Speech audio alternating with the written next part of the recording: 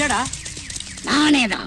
ஏண்டா நாட்டுல தான் உன் தொல்லை தாங்க முடியல காட்டுக்கு வந்த இங்கே வந்துட்டியா? உங்க அப்பா எங்க அப்பனை பழிவாங்க துரோகத்துக்கு நீ எங்க வேணாலும் வருவேன்.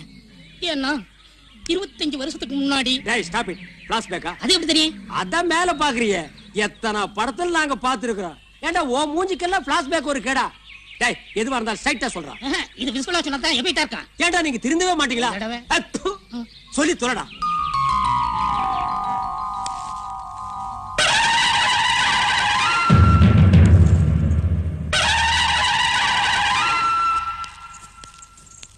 தினத்துக்கு மட்டும் சொம்பு. நான் காலைல ஒருக்கா போயிட்டு வந்தேன்ல மறுக்காதுக்கு சொம்பு. அது இல்லைங்க, இது குடிக்கிறதுக்குங்க. ஓ குடிக்கிற சொம்பும் கழுவுற சொம்பும் நம்ம வீட்டுல ஒரே சைஸாக்கு. குடு.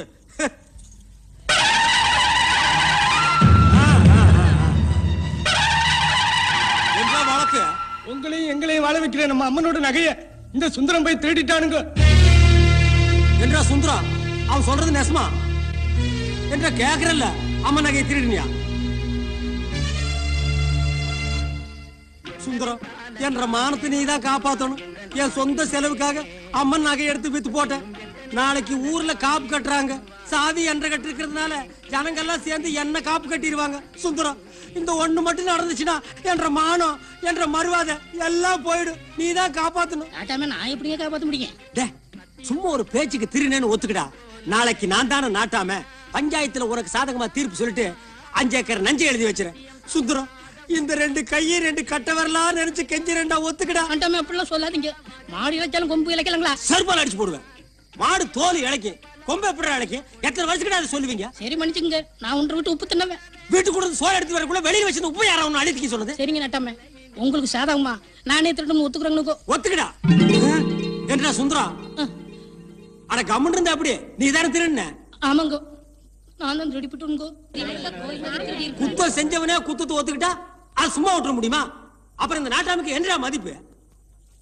அம்மன் நகையை திருடுனது மன்னிக்க முடியாத குத்தம். அதனால சுந்தரத்துக்கு திருடங்கிற பட்டம் கட்டி போலீஸ்ல புடிச்சு கொடுக்கணும். அவனே அவன் குடும்பத்தையும் ஊரை விட்டு ஒதுக்கி வைக்கணும். அவன் கூட யாரும் பேசக்கூடாது, அவன் கூட யாரும் பழகக்கூடாது, அவனுக்கு யாரும் தண்ணி கொடுக்க கூடாது. இதுதான் என்ற தீர்ப்பு.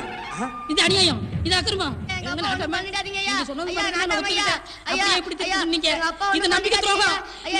சும்மா விடாது.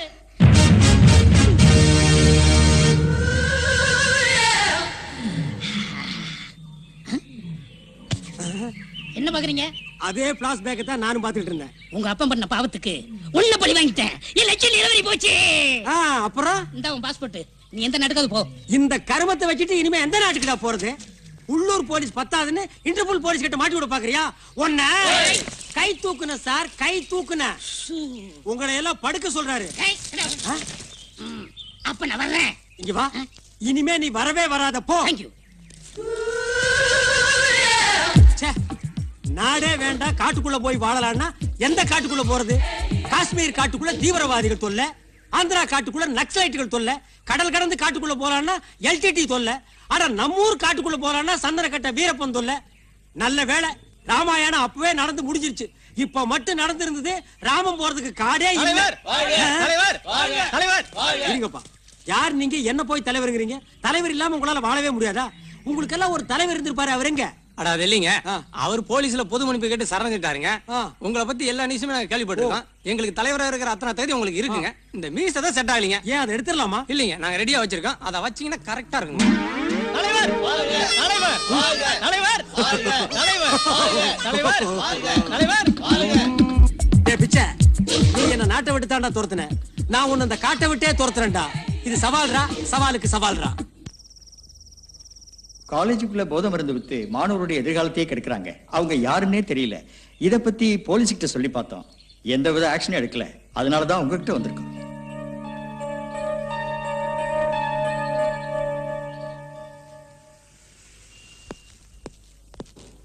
நீங்க எந்த வீட்டுக்கு போனோம்?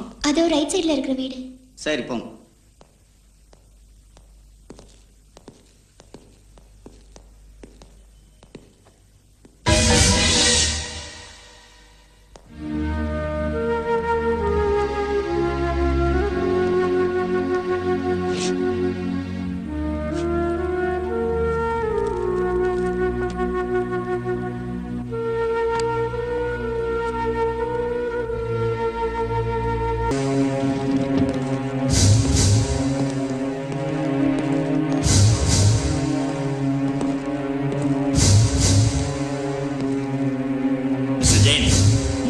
பிஸியானவர்னு எங்களுக்கு தெரியும். விசாரணையை எவ்வளவு சீக்கிரம் முடிக்கணுமோ அவ்வளவு சீக்கிரம் முடிச்சிடுறோம்.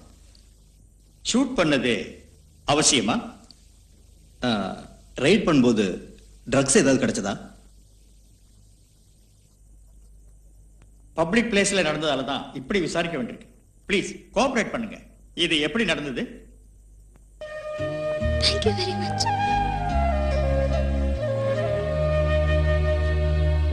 தீவிரவாதி ராஜ்பரத்து அட்டகாசம், வெடிகுண்டு வீசி 3 போலீசார் கொலை. இவரை உயிரோடவோ பிணமாகவோ பிடித்து கொடுப்பவர்களுக்கு 15 லட்சம் ரூபாய் பரிசு.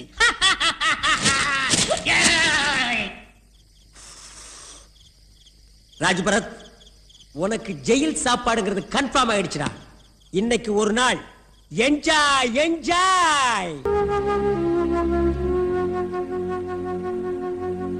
இன்னைக்கு என்ன நடந்துச்சு தெரியுமா?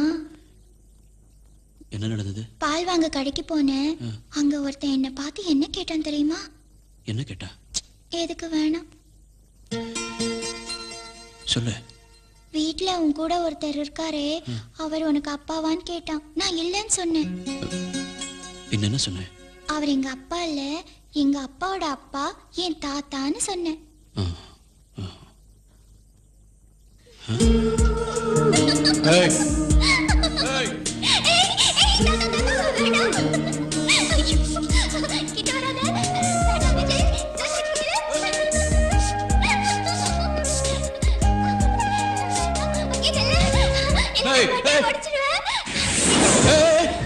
அது தொடாத. மண்டை மேல போட்டுருவேன்.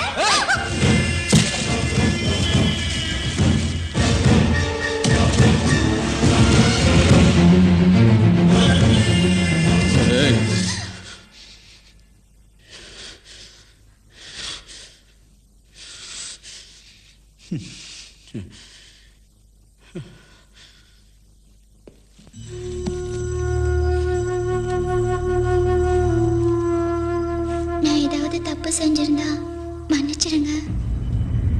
தெரியாம தான் கேக்குறேன். உங்களுக்கு இவ்வளவு கோவம் வர அளவுக்கு அப்படி இதுல என்ன இருக்கு? மூச்சு. என் மூச்சு இருக்கு.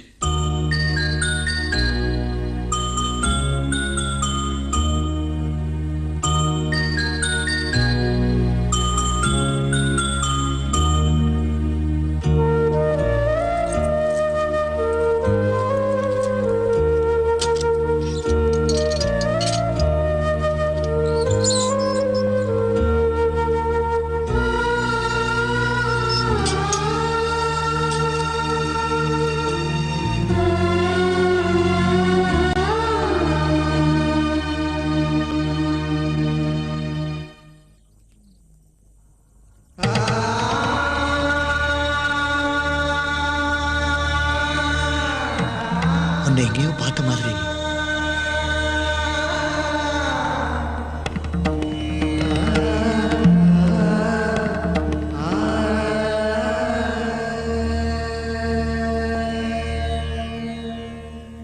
விஜய் இங்க வரலீங்களே? எல்லா இடத்துலயும் தேடி பாத்தீங்களா? எல்லா இடத்துலயும் தேடி பார்த்தோம், கிடைக்கல சார். கிடைக்கலையா? நீ விஜய் தானே?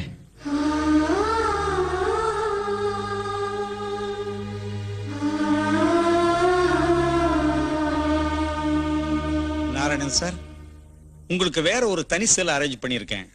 வேணும்னா நீங்க அங்க தங்கிக்கலாம். தேவையில்லை, நான் இங்கே தங்கிக்கிறேன். அவன் ஒரு எமோஷனல் பேர்வழி சார். தப்புன்னு பட்டா விடவே மாட்டான். அதனாலதான் அவன் வாழ்க்கையில பாதி நாட்களை ஜெயிலே கழிச்சிட்டான். இன்னும் ஒரு வாரத்துல அவன் இங்கிருந்து விடுதலையாகி போயிடுவான். அவன் ஒரு அநாத பையன் சார். அவன் அனாதை இல்லை, என்னோட மகன்.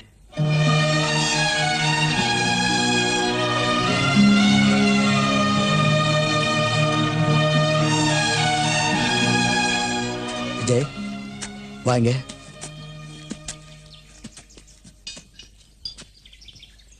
வாடா. நீங்க ஒரு பெரிய சின்சியர் போலீஸ் ஆபீசர். இப்படி ஒரு தப்ப பண்ணிட்டு கைதியா வந்திருக்கீங்களே, உங்களுக்கு வெக்கமா இல்லையான்னு நீ கேட்கலாம். ஆனா நான் வெக்கப்பட மாட்டேன். சொல்றேன், அப்ப மந்திரிங்கிறதுனால அவன் புள்ள செய்யாத தப்பே இல்லை. நானும் 2-3 தடவை பிடிச்சு உள்ள போட்டேன், திருந்தல. ஒரு தடவை முட்டிக்கு கீழே சுட்டேன், அப்பவும் திருந்தல. இனிமே திருந்தவே மாட்டான்னு நெஞ்சில குறி பார்த்து சுட்டேன். அதான் இப்படி. டேய், ஒன்னே ஒண்ணு மட்டும் சொல்றேன். எல்லா நேரத்திலையும் நமக்கு நியாயம் கிடைக்கிறது இல்ல. ஆனா எப்பவுமே தர்மம் தான் ஜெயிக்கும். அந்த தர்மம் ஜெயிக்கணுங்கிறதுக்காக சில நேரத்துல சட்டத்தை நம்ம கையில் எடுக்கிறதுல தப்பே இல்லடா.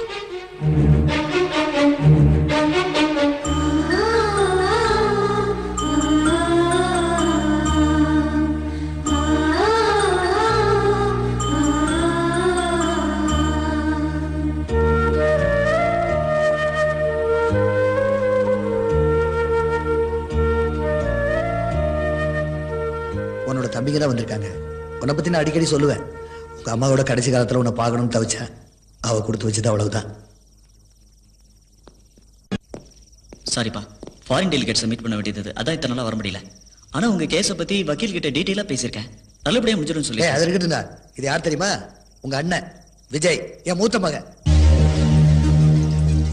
ஏய், என்ன கும்பிடுற? போடா வாடான்னு கூப்பிட வேண்டியவங்கள போய் வெளியாள மாதிரி கும்பிட்டு இருக்க. அண்ணனா, இவர் எப்படி கைதியா? இவனு என் கேஸ் தான். இந்த உலகத்துல சத்தியம், நீதி, நேர்மை, நியாயம்னு பேசினா இப்படித்தான். சீக்கிரம் வெளியில வந்துருவா. வந்தா நம்ம வீட்டுல தான் தங்க போறான்.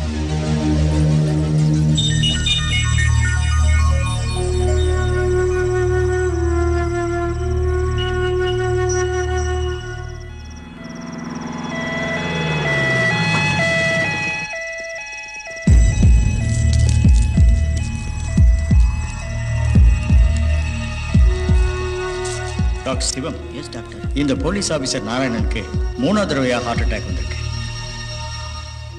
அப்பா, நான் டாக்டர் கிட்ட பேசிட்டேன். பயப்படுற மாதிரி ஒண்ணும் இல்லைன்னு சொல்லிட்டாங்க. நீங்க கவலைப்படாதீங்கப்பா.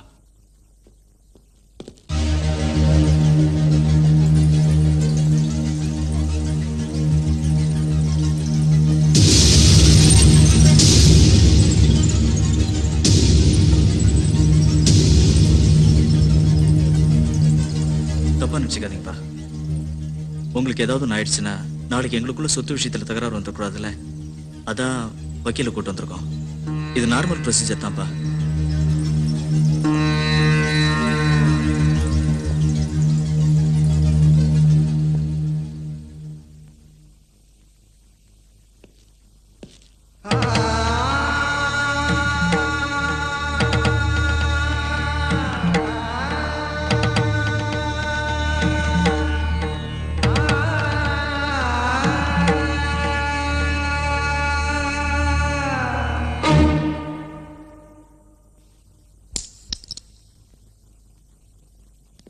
உங்க அப்பா இறந்துட்டாரு.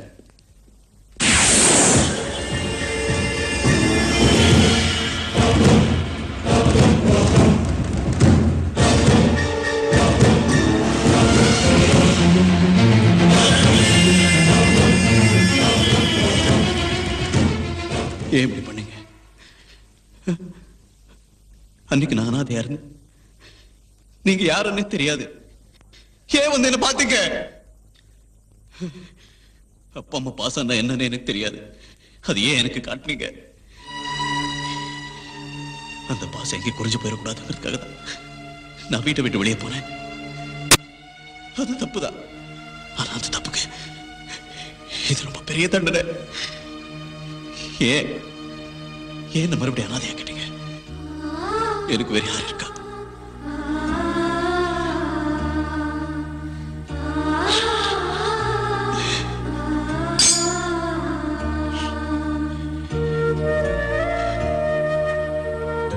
உயில உங்க பேர்ல எழுதாம தத்தெடுத்த பையன் பேர்ல எழுதிட்டார்.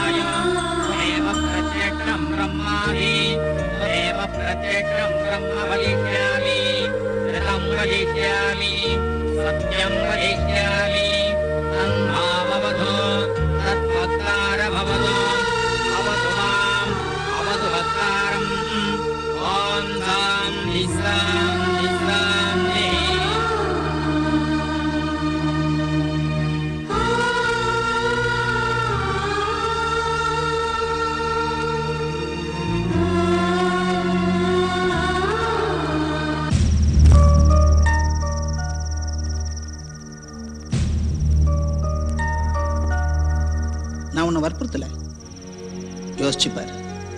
அநியாயத்துக்காக நான் எப்பவுமே உன்னை கூப்பிட மாட்டேன். என்னை பத்தி உனக்கு நல்லா தெரியும். எனக்கு நியாயம்தான் முக்கியம். உன்னை பத்தி எனக்கு நல்லா தெரியும். உனக்கு நியாயம்தான் முக்கியம். நீ இதை செய்யறதுல தப்பே இல்லை. என்ன சொல்ற?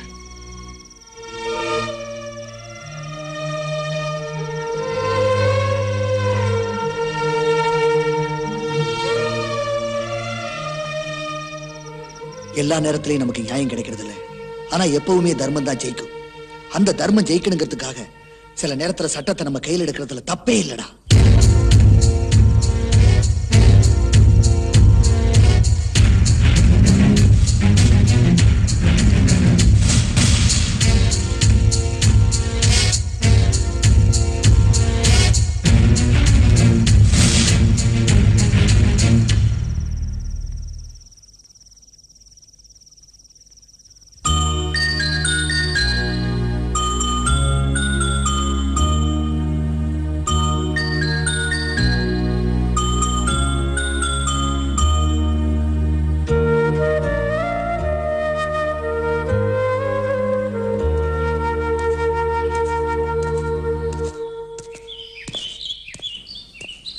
நீங்க இரு, நான் சுந்தரமூர்த்தி வீட்டுக்கு போயிட்டு வந்துடுறேன்.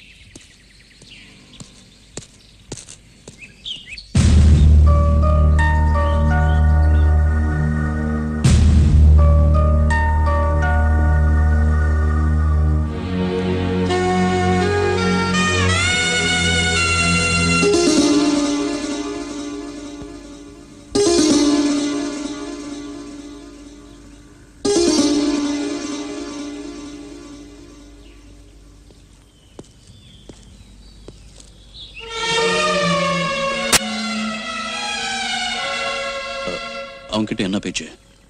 ஸ்கூல்ல ஒன்னா படிச்சவன் என்ன இங்க நிக்கிறேன்னு கேட்டா அதான் சும்மா பேசிட்டு இருந்தேன். இல்ல, அவனை பார்த்தா நல்லவன் மாதிரி தெரியல. இனிமே இப்படிப்பட்டவங்க கிட்ட எல்லாம் நீ பேசக்கூடாது, சரியா? சரி. நாம யார்கிட்ட பழகுறோன்னு வச்சுதான் மத்தவங்க நம்மளை இடப்படுவாங்க. புரியுதா? புரியுது. உனக்கு பிடிக்கலனாலும் எனக்காகவாவது இனிமே இந்த மாதிரி விளையாட்டுத்தனமா இருக்கக்கூடாது, சரியா? சரி. அப்புறம் அவ்வளவுதான்.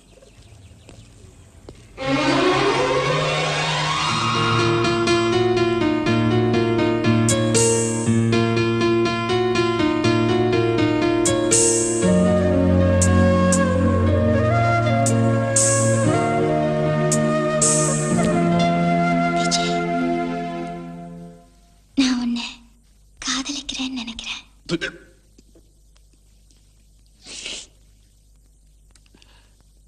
இதான் எனக்கு முதல் தடவை, தெரியுமா?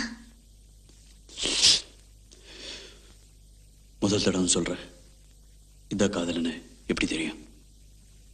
எனக்கு தெரியுது. அதை நான் உணர்றேன். எங்க? இங்க வயிற்றுக்கும் இதயத்துக்கும் நடுவுல ஏதோ ஒரு இதமான ஃபீலிங். அது வயிற்று வலியா இருக்கும். டாக்டர் கிட்ட போனா சரியாயிடும்.